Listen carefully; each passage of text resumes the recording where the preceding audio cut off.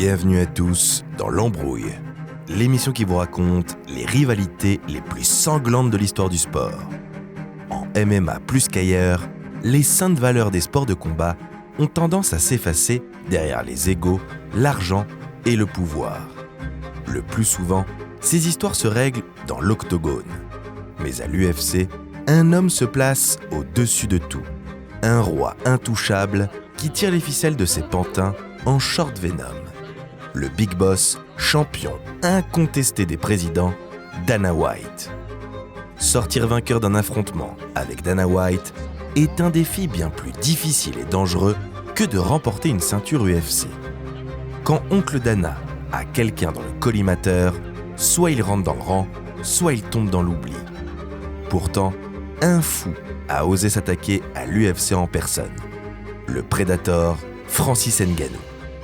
Celui qui possède le poing le plus fort du monde n'a pas eu besoin d'user de sa force pour mettre Dana White au tapis et faire trembler l'organisation tout entière. Vous l'avez compris, on se plonge dans l'embrouille entre Dana White et Francis Ngannou. Entre guerre d'ego, affaires de gros sous et syndicalisme. Vous êtes prêts? Let's go! Francis wants to take zero risks. It makes no sense to me. I mean, you're going to pay a guy not to fight for a year, and it's already been like 18 months. He's fought 3 times in the last 3 years. It's just not what we do here. It's not what we do. And these people, they don't know me. I can live out of nothing. You know, I live in the street, bro. Yeah. Like I had some personal encounters with him, as did other people in the organization. Ça fait 3 ans. Ça fait 3 ans que je suis oppressé. Ça fait 3 ans que j'ai des propositions de contrat. Francis just thinks like that he's in a position where he's got some Conor McGregor-Mayweather fight on his hands, which he does not. C'est l'histoire de ma vie. Depuis le début, je ne me souviens pas d'un seul jour où j'ai pris une initiative et que les gens ont dit « Ah oui, Francis, il va cartonner ». I think his ego ran away with him, big time. I can tell you that his ego absolutely did run away with him. À l'UFC, l'argent c'est le nerf de la guerre. Alors peut-être que si Dana White et Ngannou avaient eu connaissance de la meilleure extension de cashback du marché, leur embrouille n'aurait jamais eu lieu. Vous l'avez compris, cette vidéo est sponsorisée par Igral. Vous connaissez peut-être le site, l'appli ou l'extension, mais pour les petits nouveaux, le cashback, c'est quoi au juste? Eh bien en fait, c'est très simple. Tu vas sur un des 1800 sites partenaires d'Igral, tu fais tes petits achats, puis Igral, qui touche une partie des commissions de ces sites, te rembourse un pourcentage de ce que tu as payé sous forme de cashback. Et quand tu atteins 20 € dans ta cagnotte, tu peux tout simplement les retirer pour les recevoir via PayPal, en chèque cadeau ou directement sur ton compte bancaire. C'est pas beau ça? Par exemple, je me choisis un pull sur le site Nike à 29,95 € pour ne pas avoir froid en allant à l'entraînement de boxe. Je pense bien à activer le cashback, puis je reçois 1,05 € directement dans ma cagnotte. En moyenne, les utilisateurs d'Igral obtiennent jusqu'à 120 € de cashback sur une année. Franchement, ça vaut le coup. Mais ce n'est pas tout. Igral propose également des codes de réduction pour profiter à fond des bons plans. En fait, tu peux même cumuler ton cashback, les codes promo et les soldes. Alors, plus aucune excuse. En plus, Igral s'engage dans la protection des données personnelles et tout ça gratuitement. Donc tu peux remplir ta cagnotte en toute sécurité. Francis Ngannou se bat pour améliorer la condition de ses collègues combattants. S'il commençait par leur souffler l'existence d'Igral, ça serait déjà un grand pas. En tout cas, moi je vous partage l'info et je rajoute même un petit cadeau. En passant par le lien en description, tu peux t'inscrire et obtenir 10 € dans la cagnotte au lieu des 3 € habituels. Elle est pas belle la vie? Defeating a man at his own game is much more credibility. This is the day, man. You understand? You fighting Joe Frazier. I'm going to retire the heavyweight champion of the world. He's just a bad man. He's a real bad man. This is a young man versus an old man. You look old. Your king is here. I am a warrior. Fuck Oscar De La Hoya. I kicked his ass.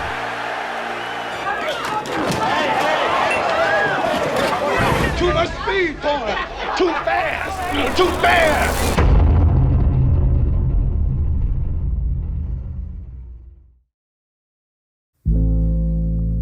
Nous sommes en mai 2023 et un long feuilleton s'achève.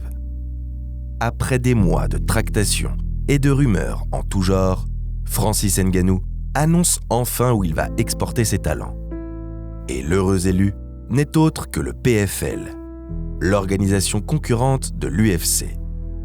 Le divorce entre le champion poids lourd et la reine des organisations est officiellement acté.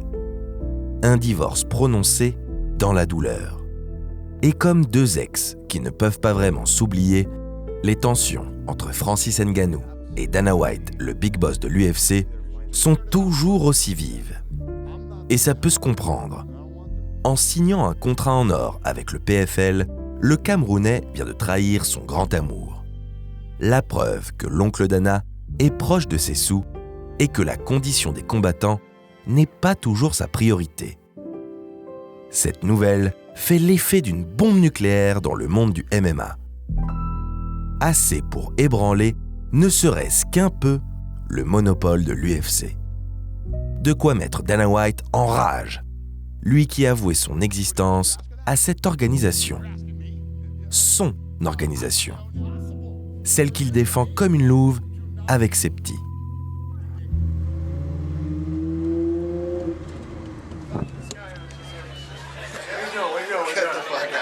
You drunk motherfucker. Aren't you supposed to be dancing with the stars? What are you supposed to be dancing? Avant d'être le sosie non officiel du Caïd dans Spider-Man, Dana White avait plus de cheveux, moins d'argent et aucun pouvoir. Dans sa jeunesse, le natif du Connecticut enchaîne les petits boulots entre Boston et Las Vegas.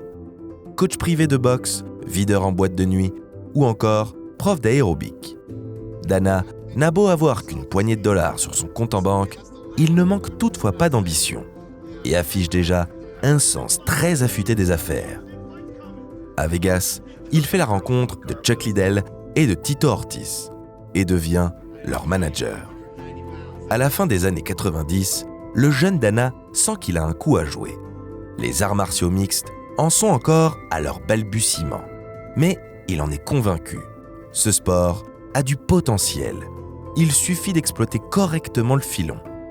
Par chance, il connaît déjà deux bonhommes aux épaules assez larges et au caractère assez trempé pour devenir des superstars. Il n'en faut pas plus à Dana pour convaincre les frères Fertitta, des amis d'enfance propriétaires de casinos, de racheter l'Ultimate Fighting Championship, une jeune organisation de MMA au bord de la faillite.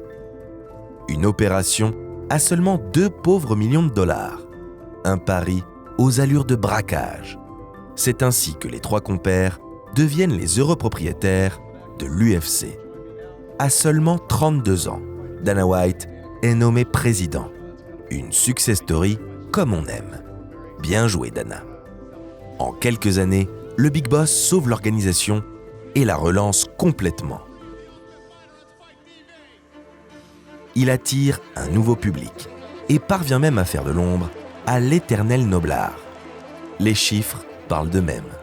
En 2016, les Fertitta revendent l'UFC pour 4 milliards de dollars. Une sacrée plus-value. Avec ses 9% de part, Oncle Dana a dû toucher un sacré pactole. Assez pour piquer une tête à la Picsou. Mais pas de quoi lui donner des envies de retraite. L'UFC, c'est son bébé. Et il ne compte pas l'abandonner en si bon chemin. D'autant plus que les nouveaux propriétaires continuent à lui faire confiance. Bien qu'il ne combat pas, Dana White est devenu le visage de l'UFC, comme un David Stern a pu l'être pour la NBA. Plus que quiconque, le divin chauve incarne l'organisation. Il est présent partout et tout le temps. Even when he's here and he's scheduled for a meeting, he's constantly being pulled in different directions. So he'll go sit in on a meeting that maybe wasn't scheduled for him, but they want him in there because they want his opinion or something. He's always on the phone, he's always talking about fights. When he's not with his kids, I mean, it's his whole world is fights. On peut lui trouver tous les défauts du monde, mais on ne peut pas lui reprocher d'avoir été un grand visionnaire et d'être un acteur majeur du succès du MMA. We gotta have something at the end on that explosion. but not that. But not the logo. La force de l'UFC, c'est le spectacle, dans la cage et en dehors. La discipline réveille un voyeurisme malsain chez les spectateurs, et ça, Dana l'a bien compris. L'UFC est un savant mélange entre les combats de gladiateurs et les codes de la télé-réalité, avec Dana White en maître de cérémonie. Avide de sang et de drama, on suit de près les combattants et on vibre au fil des rivalités qui se font et se défont dans l'octogone. D'ailleurs, le programme The Ultimate Fighter suit parfaitement cette logique. Des aspirants champions cohabitent et s'entraînent pour obtenir un contrat. À ça d'inventer les Hunger Games, le Dana. Le succès est immédiat et alimente la hype générale. De plus, les spectateurs ne se perdent pas entre les différentes promotions et organisations. À l'UFC, c'est simple. Les meilleurs combattants d'une catégorie s'affrontent pour une seule ceinture, celle du champion incontesté. Évidemment, la popularité de ce sport et le succès de l'organisation reposent essentiellement sur ses champions, sur ses superstars. De Brock Lesnar à Conor McGregor, en passant par Ronda Rousey, ce sont eux qui génèrent la hype, attirent les foules et enrichissent l'UFC. Mais attention, personne n'est plus gros que l'UFC. Personne n'est plus influent que l'empereur Dana White. Et gare à celui qui voudra se rebeller. Tito Ortiz, Nate Diaz, Jorge Masvidal, Demetrius Johnson, tous ont osé tenir tête au caïd pour différentes raisons. Tous en ont subi les conséquences. Depuis sa tour d'ivoire, Dana a quasiment un droit de vie ou de mort sur ses pantins. Il voit ses combattants comme du bétail, bon qu'à faire fructifier son business. Une sorte de Don King du XXIe siècle. Mais c'était sans savoir qu'un Spartacus des temps modernes, encore SDF quelques années auparavant, allait débarquer et faire suer à grosses gouttes le front lisse de Mr. White. En 2015, Francis Ngannou fait des débuts discrets à l'UFC. Mais très vite, il se fait remarquer à grands coups de trauma crânien. Une brutalité qui dénote de sa personnalité calme et de ses discours un brin philosophiques. Je pense pas que entrer dans une cage avec l'intention d'arracher la tête d'un mec, c'est être gentil. Si tous les Camerounais mesuraient le coup de poing, je suis sûr que je serais à peine parmi les 10 premiers. Un drôle de croisement entre le physique d'Hercule et l'esprit d'Aristote, mais qui lui octroie une gigantesque popularité. Avec lui, la catégorie poids lourd regagne en intérêt. Francis contribue également à attirer un nouveau public africain. Du pain béni pour Dana White, qui s'en frotte ses grosses paluches pleines de billets. Mais la bénédiction de l'oncle Dana n'est accordée qu'aux vainqueurs. Alors, quand Ngannou enchaîne une défaite contre Stipe Miocic, puis une purge contre Derrick Lewis, Dana White ne prend pas de pincettes. Horrible. Everybody was talking about him. I thought he was going to be the next guy.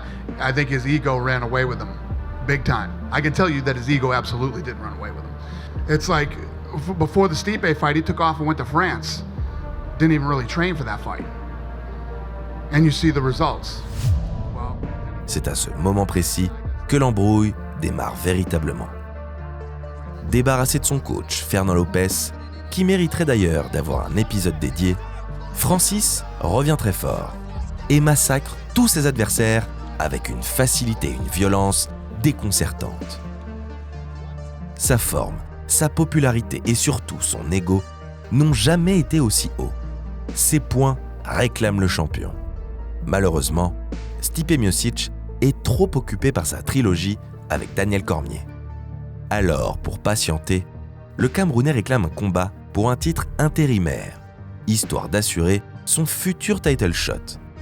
Dana White refuse, la preuve qu'il n'accorde pas toute sa confiance au Predator. Touché dans son orgueil démesuré, l'envie de rébellion brûle dans le cœur de Francis. Difficile de faire plus fier que le rock camerounais, qui possède une très haute estime de lui-même. Son temps est précieux et il a horreur qu'on le fasse poireauter. Quelques semaines plus tard, Ngannou affronte Rozenstruik. Il en profite pour remettre les pendules à l'heure, en fracassant l'horloge en moins de 20 secondes. It's over. Rosenstrike is out. Whoa. Ngannou. Out bad. Out cold. Holy smokes. You know, that's very frustrating. Where I feel like I failed, I don't know. I was expecting this fight to be my for the title. I mean, after DGS, I expect to fight for the title, but it didn't happen. Then we asked the UFC for the interim title fight on this fight, and they didn't make it. And to be honest, I don't know exactly where the division is at right now. So I'm just here, you know. Dana White n'a plus aucune raison de faire patienter le Predator et organise ce fameux fight qu'on vous a déjà raconté en vidéo. Knockdown for Ngannou. Stipe back to his feet, needs another uppercut. Nice counter right from Miocic, who is now down and out. Francis Ngannou can finally call himself the greatest heavyweight in the world. You go into the fire with Ngannou, you go to sleep. Oh my goodness. Wow. That was nasty. That's as nasty as it ever gets. Fraîchement couronné champion, le roi Francis Ngannou arrive au bout de son contrat. Il ne lui reste plus qu'un fight avant de regagner sa liberté.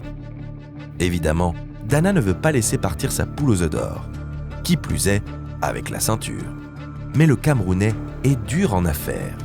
Malgré d'âpres négociations, il décline les propositions de l'UFC.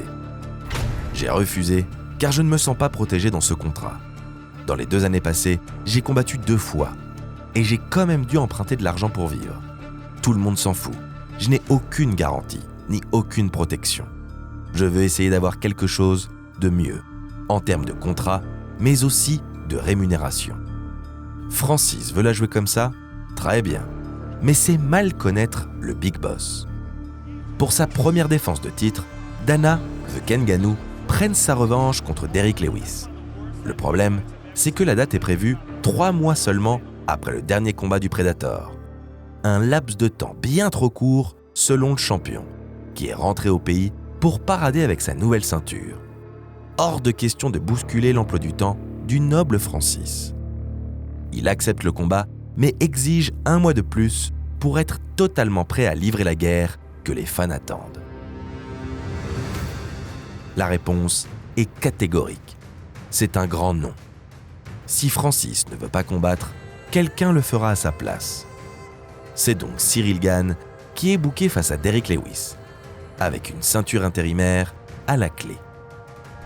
Pour le fier Camerounais, qui en son temps n'avait pas eu droit à ce fameux titre intérimaire, il s'agit d'un manque de respect équivoque, d'un crime de lèse-majesté. C'est sûr, Dana White veut le discréditer en tant que champion et lui mettre la pression pour signer un nouveau contrat. Si Ngannou se prend pour un roi, Dana, lui, est toujours l'empereur. Il doit obéir. Le message est clair. Si tu ne te plies pas à nos conditions, on te remplacera. Bonne ambiance. Malgré le climat délétère, le champion n'a qu'une parole. Il tient tout de même à honorer son engagement initial et à défendre au moins une fois sa ceinture avant de prouver qu'il est le seul roi chez les poids lourds. Pourtant, une défaite représenterait une perte de crédit immense dans les négociations et donnerait beaucoup trop de grains à moudre à Dana White. Surtout que Francis traîne une grave blessure au genou. Mais la fierté du Predator et les enjeux financiers surpassent tout. Alors, ce 22 janvier 2022, Francis Ngannou porte un grand coup à tous ses adversaires. Ce soir-là, le Camerounais est de tous les combats. Face à Cyril Gane, face à Fernand Lopez et surtout, face à son ennemi juré, Dana White. Ce dernier ne prend même pas la peine de venir accrocher la ceinture autour de la taille du champion incontesté. Il ne se présente pas non plus en conférence de presse d'après-combat. Le justificatif ? Un problème perso. Dana avait probablement poney. Bon, on a connu plus subtil. Does it make you want to the press conference? He wasn't here. No, he wasn't. Okay. What? I didn't know that too. Does it make you wonder what your future is in the company, given that? Well, it's been a long time that I've been wondering about my future in the company, so nothing has changed. I'm still in the same position. Début février 2022, l'UFC et son champion poids lourd se retrouvent dans une sacrée impasse. S'entament alors de longs mois de négociations, jusqu'à la fameuse annonce 1 an plus tard.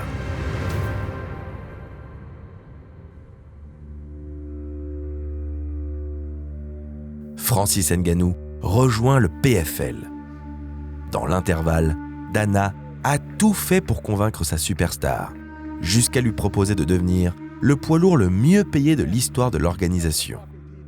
Il est pourtant rare de voir le Big Boss mettre la main au portefeuille pour retenir quelqu'un.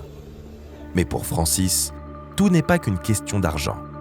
Si ça avait été le cas, le problème aurait été vite réglé. Non, ce que veut le Predator, c'est bien plus que ça. Pour lui et pour ses compères combattants. Ses conditions sont claires, mais multiples.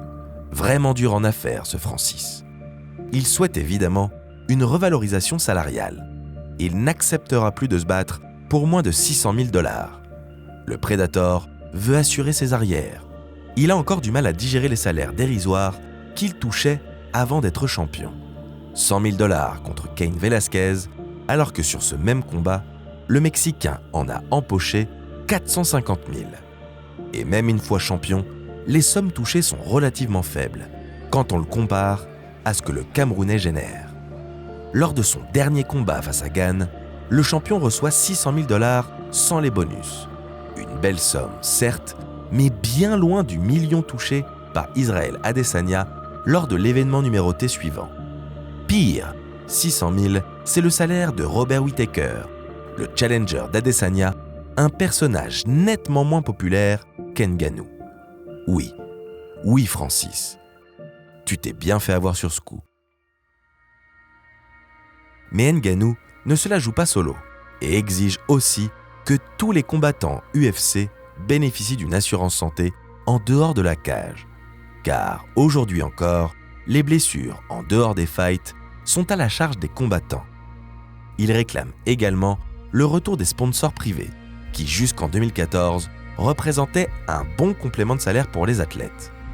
Un porte-parole des droits des combattants devra également participer à toutes les prises de décision importantes de l'organisation.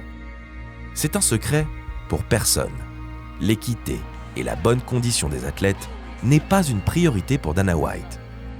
L'écart de salaire entre les top combattants et les faire-valoir est abyssal. Et le champion souhaite créer un syndicat pour défendre les droits et les intérêts de ses collègues. À 2 doigts d'organiser un bon barbecue de la CGT, ce bon Francis. Il a enfin une ultime condition. Plus personnelle cette fois. Ngannou veut que l'UFC l'autorise à combattre en boxe anglaise au moins une fois, histoire de réaliser son rêve de gosse. Trop gourmand? Complètement fou? Chacun a un avis sur la question. Ce qui est sûr, c'est qu'il faut en avoir pour oser réclamer tout ça au boss. D'autant plus quand il s'agit de Dana White. Évidemment, Francis a bien conscience que toutes ces exigences ne pourront jamais être satisfaites.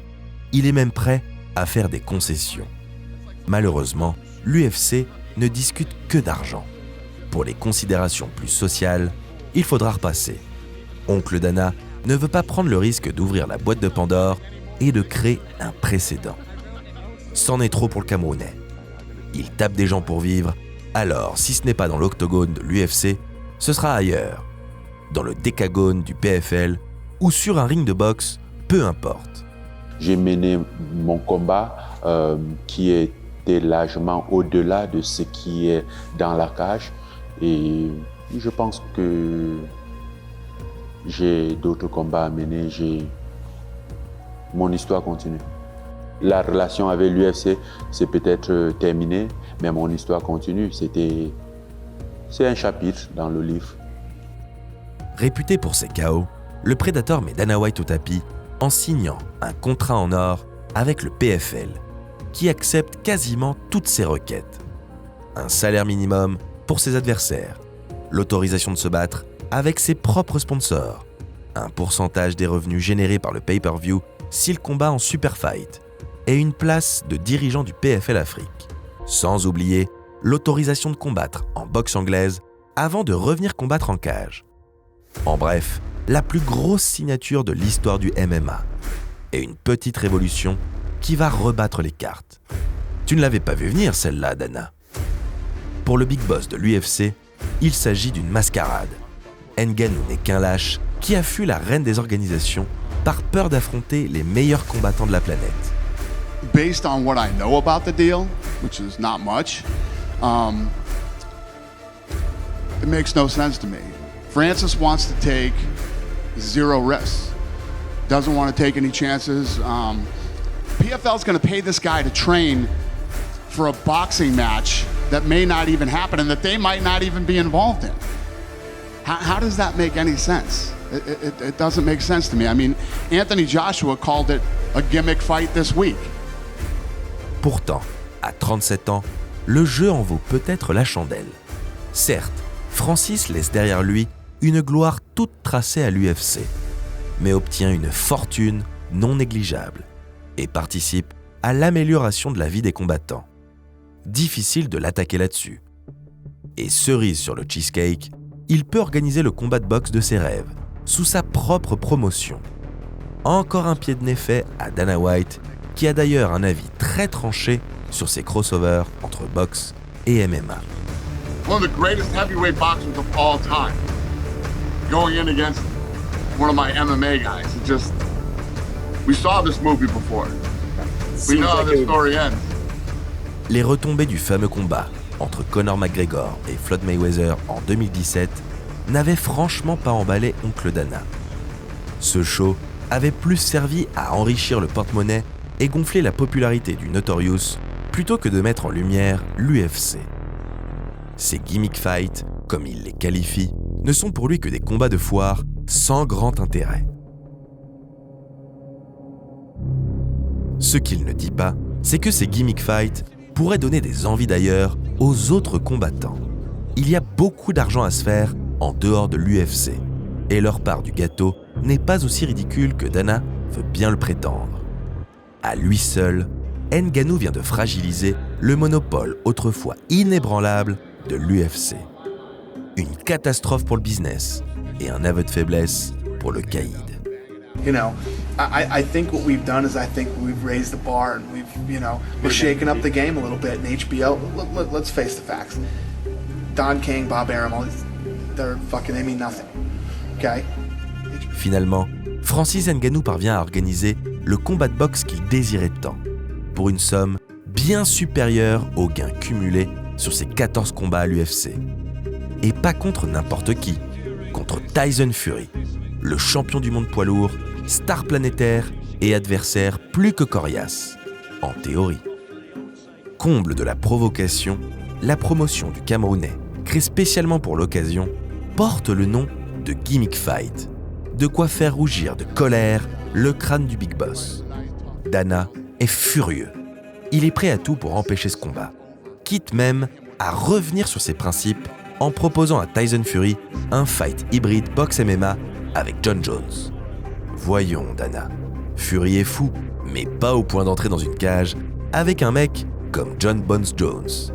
Évidemment, le Gypsy King décline la proposition. Il se battra contre Francis Ngannou et personne d'autre. L'ultime humiliation pour le caïd. Ultime, vraiment? Qu'est-ce qui pourrait être pire? Ah oui, que le Predator tienne tête à la légende Tyson Fury et l'envoie au tapis.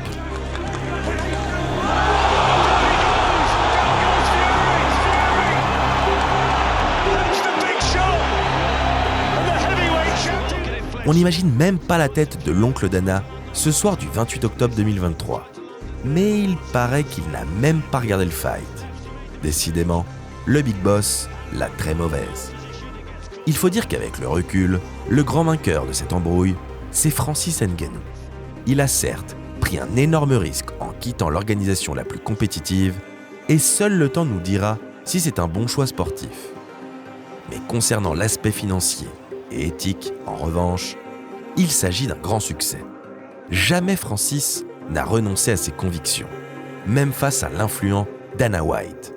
Il n'a pas eu peur d'entrer en clash ouvert avec le Big Boss et a finalement obtenu gain de cause ailleurs sans jamais perdre en crédibilité.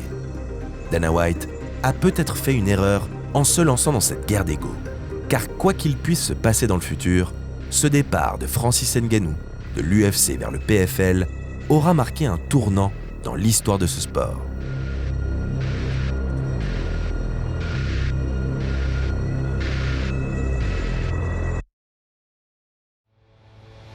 N'oubliez pas de passer par notre lien en barre d'infos pour vous inscrire sur Igral qui sponsorise cette vidéo et vous bénéficierez de 10 € au lieu de 3 €.